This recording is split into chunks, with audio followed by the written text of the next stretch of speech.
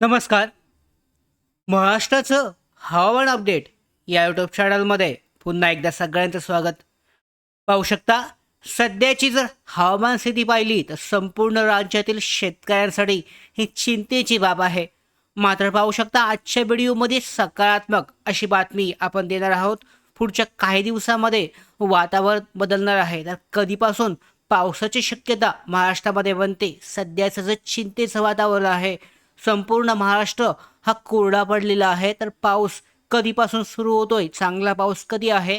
अतिमुसळधार पावसाची शक्यता कोणत्या भागामध्ये बनते? सगळी माहिती आजच्या व्हिडिओमध्ये जाणून घेऊयात.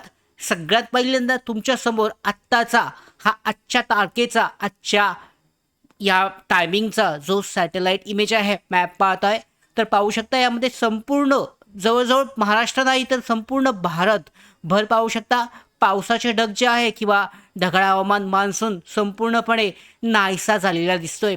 त्याचबरोबर तुम्ही जर पाहिलं अरबी समुद्रामध्ये एकही यामध्ये तुम्ही पाहिलं तर पाहू शकता यामध्ये प्रणाली किंवा मॉइश्चर आर्द्रता हे दिसून येत नाहीये.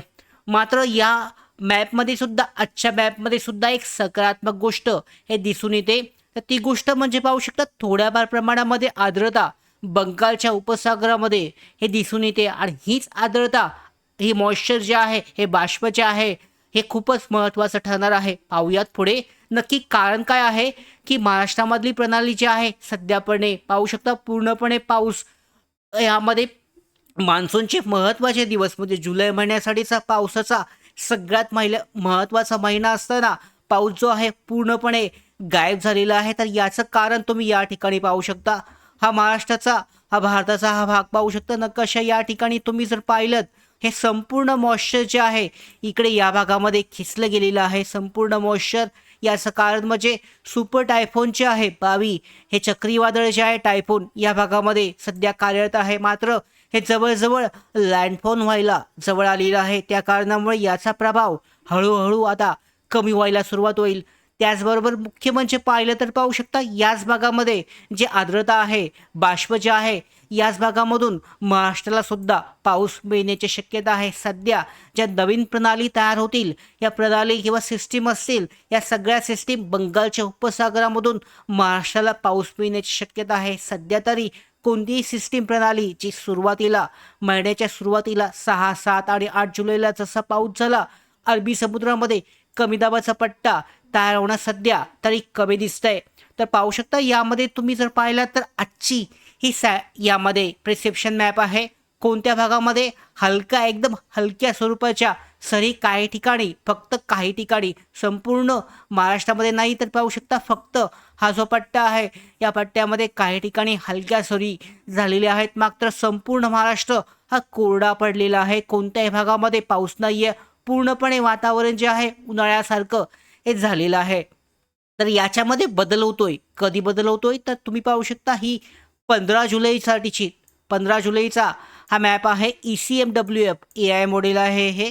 तर ECMWFच्या अंदाजानुसार जर तुम्ही पाहिलं तर यामध्ये पाहू शकता पुन्हा एकदा 15 तारखेपासून वातावरणामध्ये थोडाफार हा बदल पाहायला मिळतोय. या भागामध्ये कमी दाबाचा पट्टा प्रणाली तयार होऊ शकते. बंगालच्या उपसागरामध्ये बाष्प हे मोठ्या प्रमाणावर आहे.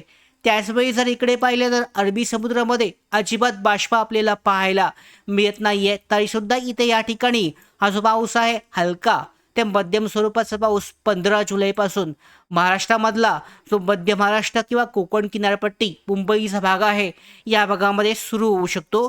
त्याचवेळी हलक्या स्वरूपाचा पाऊस सुद्धा विदर्भाच्या काही भागामध्ये पाहायला मिळू शकतो. हा जो परिणाम आहे बंगालच्या उपसागरामधल्या सिस्टीमचा परिणाम या ठिकाणी पाहायला मिळेल.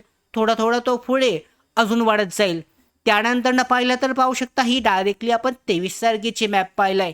17 तारखेला थोडासा मध्यम ते मुसळधार स्वरूपाचा पाऊस महाराष्ट्रामध्ये होऊ शकतो. सगळ्यात महत्त्वाचं म्हणजे जो अतिमुसळधार म्हणू शकता तशा स्वरूपाचा पाऊस अद्यापही जुलैमध्ये शेवटच्या आठवड्यामध्ये पाहायला मिळत नाहीये. मात्र तशी परिस्थिती होऊ शकते. कधी जर का पाहू शकता हा 23 तारखेचा मॅप आपण पाहतोय 23 जुलैसाठीचा. जर का ही अरबी समुद्रामध्ये एकही सिस्टीम आता आपल्याला पाहायला मिळत नाहीये. मॉइश्चर जे बाष्प आहे हे अजिबात नाहीये. मात्र त्यावेळेला जबरदस्त असं मॉइश्चर जे आहे बाष्प हे बंगालच्या उपसागरामध्ये तयार झालेलं पाहायला मिळत आहे. आणि हा जो कमी दाब आहे हळूहळू 23 तारखेपर्यंत या भागामध्ये सरकतोय. याच्या अगोदरचे मॅप पाहिले तर तो या भागामध्ये सुद्धा स्थित आहे.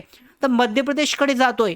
कदाचित पाहू शकता याचा ट्रॅक बदलून हा महाराष्ट्राकडे या भागामध्ये आला तर जुलैच्या शेवटच्या आठवड्यामध्ये महाराष्ट्रामध्ये बंगालच्या उपसागरातल्या सिस्टीममुळे प्रणालीमुळे अतिमुसळधार पाऊस हा होऊ शकतो.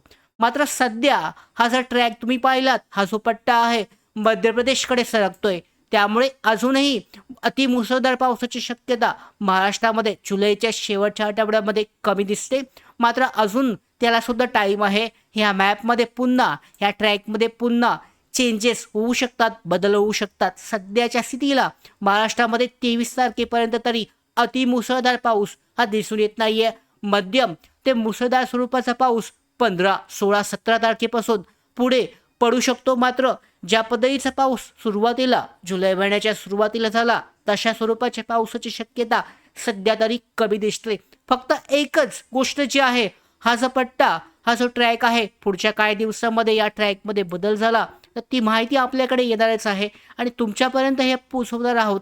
मात्र सध्याच्या ट्रॅकनुसार अतिमुसळधार पावसाची शक्यता महाराष्ट्रामध्ये कमी दिसते. 23 तारखेपर्यंत म्हणजे 15 जुलैपासून हलका ते मध्यम स्वरूपाचा पाऊस सुरू होईल. यामध्ये कोकण किनारपट्टी, मुंबईच्या भागामध्ये, त्याचबरोबर विदर्भाचा थोडा भाग, मध्य महाराष्ट्र, मराठवाडा मात्र 15 जुलैला कोरडा असेल. त्याच्यानंतरनं 16-17 जुलैला थोडासा पावसाचा जोर वाढू शकतो. मध्यम ते मुसळधार स्वरूपाचा पाऊस हा सुरू होऊ शकतो. त्याच्यानंतर 23 तारखेपर्यंत अशी स्थिती राहील. तोपर्यंत जर ट्रॅकमध्ये बदल झाला, बंगालच्या उपसागरामधली प्रणाली जर महाराष्ट्रामध्ये या भागामध्ये आली, इकडे आली तर संपूर्ण महाराष्ट्रामध्ये चांगला अतिमुसळधार पाऊस आपल्याला पाहायला मिळू शकतो. मात्र सध्याच्या अपडेटनुसार अतिमुसळधार पावसाची शक्यता कमी आहे. पुढे जर ट्रॅकमध्ये जे काही बदल होतील त्या सगळ्या अपडेट अशाच तुमच्यापर्यंत आपण पोहोचवणार आहोत. या सगळ्या अशाच महत्त्वाच्या अपडेट येण्यासाठी महाराष्ट्राचं हवामान अपडेट या यूट्यूब चॅनलला सबस्क्राईब करा. धन्यवाद.